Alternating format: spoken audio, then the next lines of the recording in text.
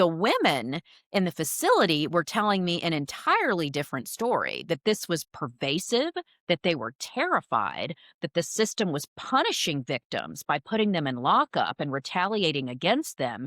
And when it was all said and done, after the feds came in and investigated, they released findings that this was not a few bad apples, that up to 30% of the staff inside Tutwiler was involved in this, and that it had been going on for over a decade.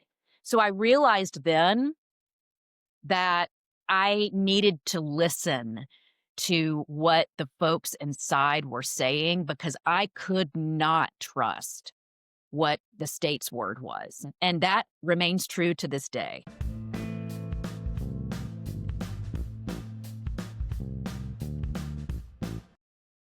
Alrighty, welcome back. Alabama Politics This Week. Josh Moon, David Person, and we are happy, as always, to welcome in Beth Shelburne. We've tried to get her on for some time, but it's, to the moon. Beth is, has been busy. She's on, on HBO. She's on all the different talk shows and things, and talking about stuff. And we're a peon. We're peons here. No. David and I, we try to hold it down as best we can. But when somebody takes off like a rocket ship, we don't try to hold them back. We just take it whenever we can. Yeah. And Beth, there is nobody. I'll say this. There is nobody who's worked harder, who's dealt with a more difficult and depressing topic day in and day out, and helped more people and more deserving of it. And so we're very happy that it has worked out, where at least your work and the things that you've been doing is getting some publicity, and that people are recognizing the good work that you're doing, Beth. And we're happy to have you on anytime you can. Well, thank you for saying that. And, I happen to be one of the more visible people that's covering the Alabama prison system, or the punishment bureaucracy, as I've been referring to it lately. But there are so many other people that are focused on this, and many family members of folks that are locked up that are doing incredible work on the ground trying to advocate for change. Yeah. So I'm one of many. Well, the documentary we were going to talk about, it's the Alabama Solutions on HBO Max. I'm assuming they're calling it HBO Max again. I know they were HBO, then HBO I think Max, it's and HBO Max today.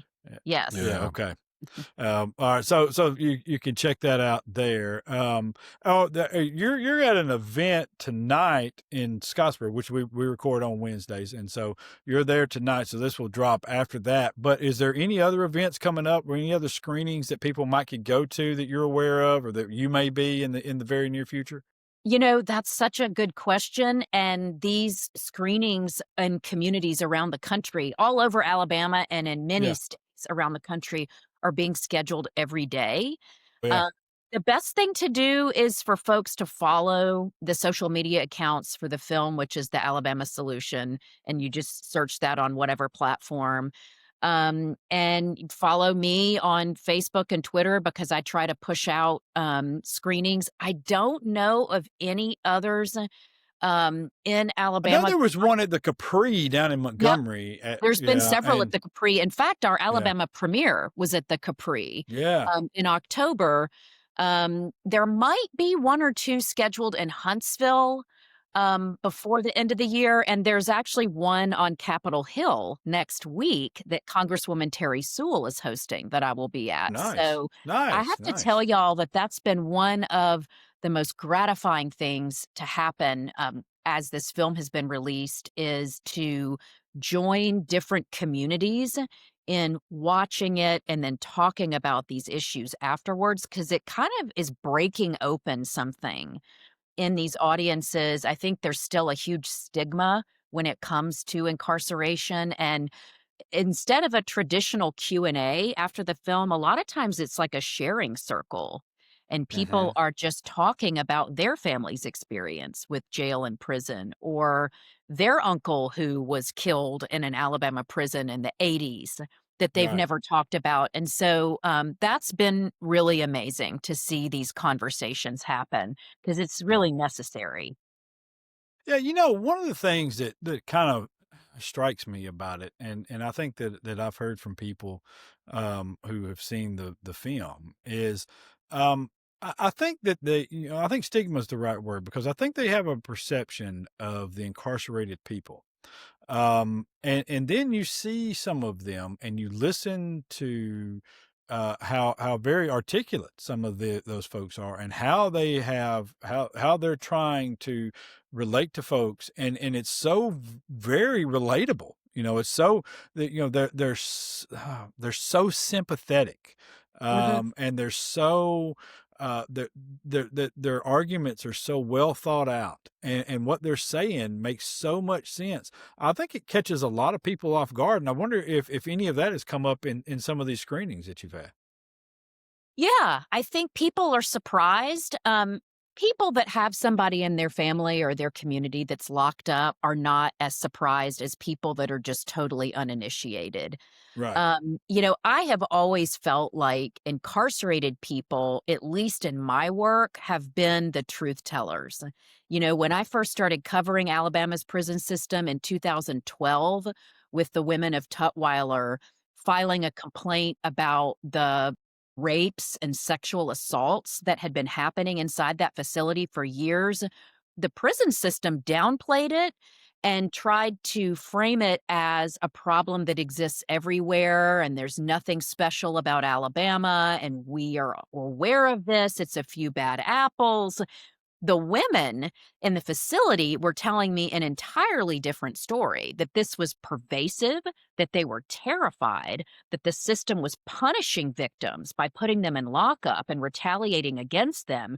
And when it was all said and done, after the feds came in and investigated, they released findings that this was not a few bad apples, that up to 30% of the staff inside Tutwiler was involved in this and that it had been going on for over a decade. So I realized then that I needed to listen to what the folks inside were saying because I could not trust what the state's word was. And that remains true to this day. Mm. Beth, I that prompts me to ask you a very direct question. Do you think that the government's uh, I'll say disregard or callousness about what's going on in our prison system in our state is that a byproduct of malfeasance, or is it just incompetence? I spend a lot of time thinking about this, and I wish that I had a succinct answer. I wish I could explain why there is this wall of indifference and this willful ignoring of what the reality is for these people and their families. I think some of it is incompetence, but I think almost all of it is a choice. And it's a choice of who elected officials feel like they need to be accountable to. And I think they do not feel like they have to be accountable to folks that are justice involved and their families. Hopefully that's changing because a lot of people that haven't had any skin in the game see this film and realize, wow, I didn't know all this was happening in my name using my tax dollars. And they're becoming motivated to say something, to get involved, to take action where before this just wasn't on their radar. But people ask me often why Alabama leaders have not done more. What is going on? Is it politics? Is it, um, you know, religion? Is it some kind of social conditioning? And I think it's just all of it, but also some weird unknown that I still haven't been able to put my finger on because it makes no sense to me. And your answer leads me to a follow-up, which you may have addressed a little bit, but I want to make sure that we nail this down if we can. Um, if it's a matter of just sort of, I'm using the word malfeasance. If it's a matter of that, primarily, more than anything else, then are we talking about a malfeasance that is rooted in corruption by government officials and by Department of Corrections employees, or is it more of just a moral kind of callousness where they don't feel that these people's lives have enough value for them to care and to try to create healthy, safe situations for them? Think it's both, David. And, you know, unwinding what we have created takes a lot of hard work. And we do not have elected officials that want to do that work.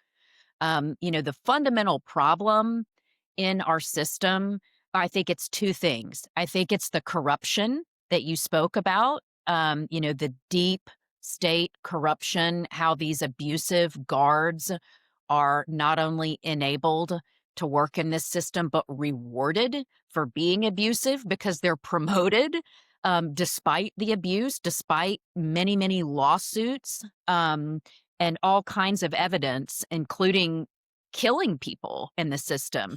So Yeah. you've got that. You've got the corruption that protects that and protects the officers that are trafficking drugs and making a lot of money off of a population that's coming into the prison already addicted. Then you have the problem that's policy based, and that is over incarceration. And that is the fundamental problem that Alabama has always had is we have always locked up too many people for too long.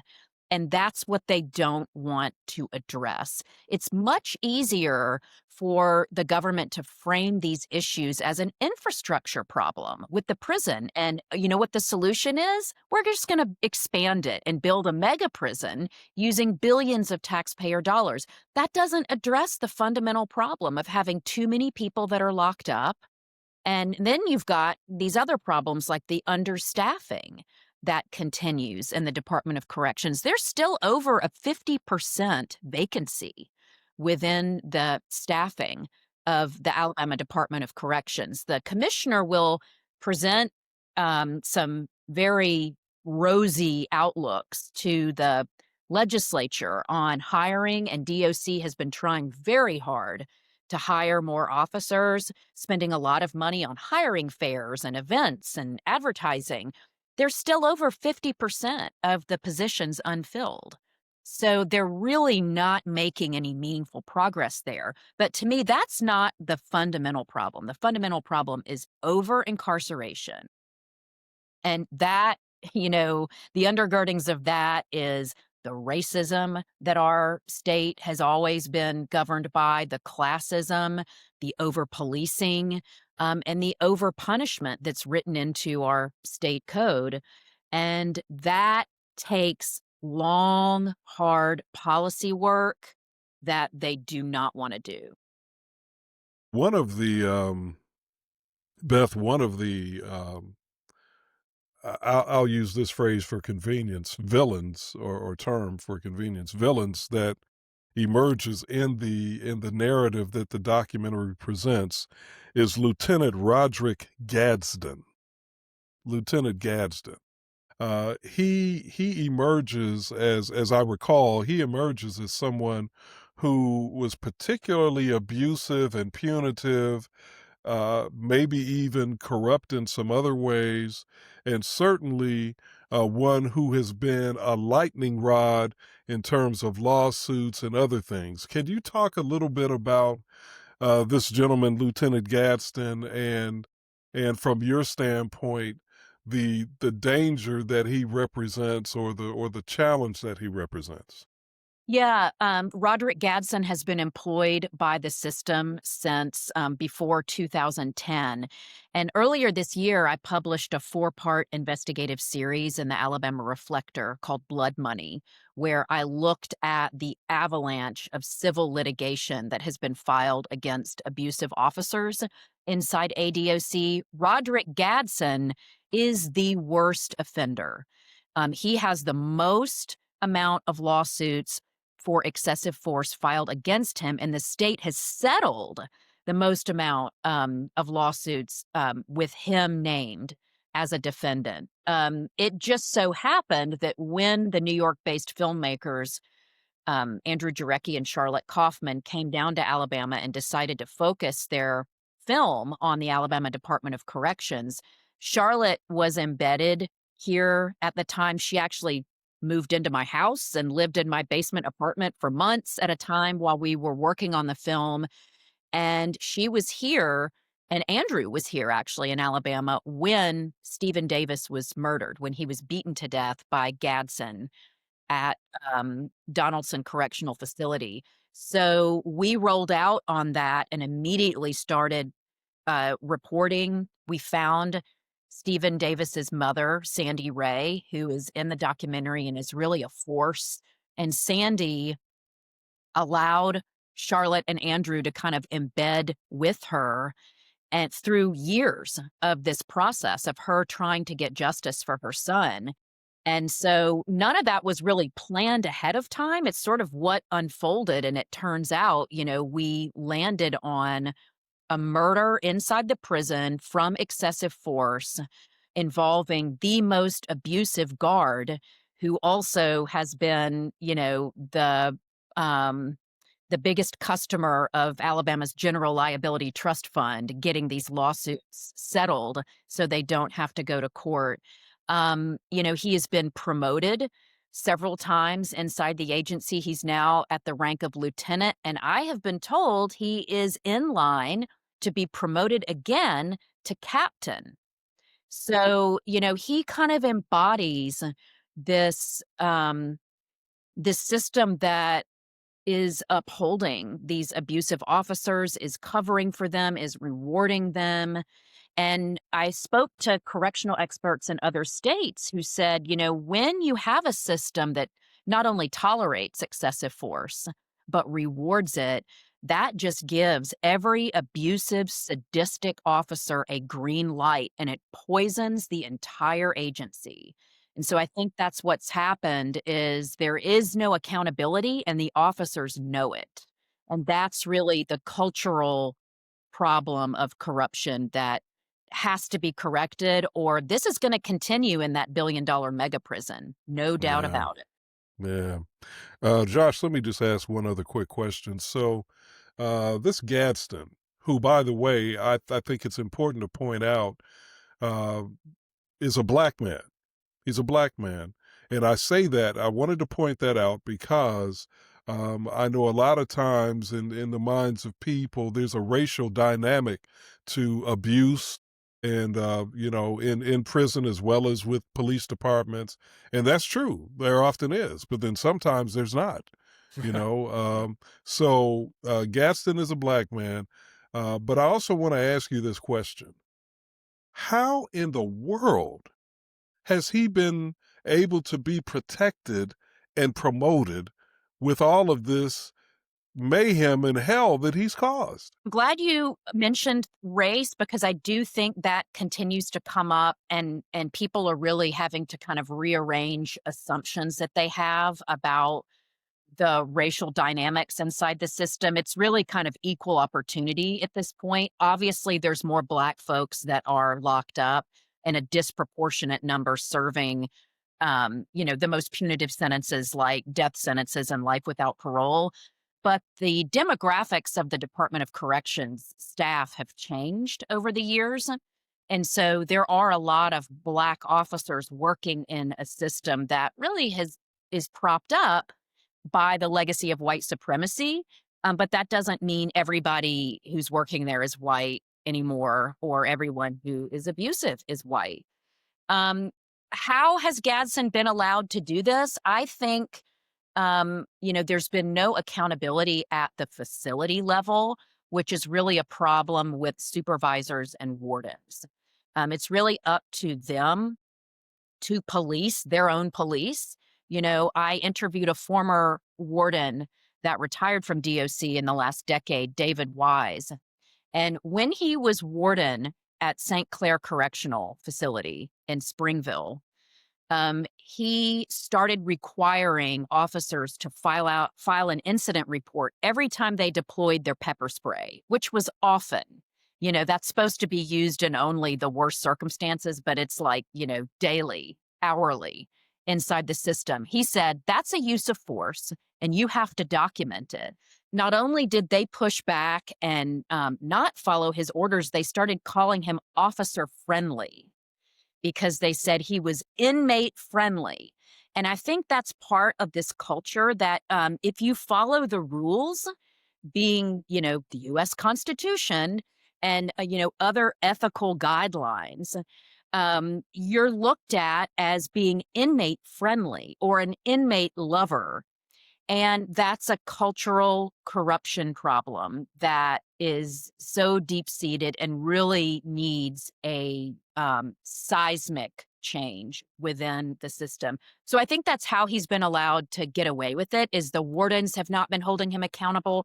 There's not proper documentation for these excessive force cases. And then that doesn't create a paper trail that makes it easy for somebody like John Hamm to fire Gadsden, because frankly, it isn't easy because of our merit-based system, the way that it works with state employees and how you have to document this kind of thing. If folks don't do their jobs, then it makes it very hard to get rid of people and very easy for somebody like Gadsden to stick around. And, in that series that I filed with the Alabama Reflector, I documented one abuse case kind of from start to finish. And the officer in that case is a man named Akeem Edmonds. He's another bad actor. Not as many abuse allegations as Roderick Gadsden, but close. And the state under when Commissioner Jeff Dunn was leading the agency fired Akeem Edmonds. He had been criminally charged with beating an inmate with his duty belt. So they used that for grounds to fire him. Down the line, the district attorney ended up dropping the criminal case because nobody was willing to testify. It was all witnesses inside the prison, and they didn't want to face the retaliation, which, as we know, can include getting murdered inside the prison.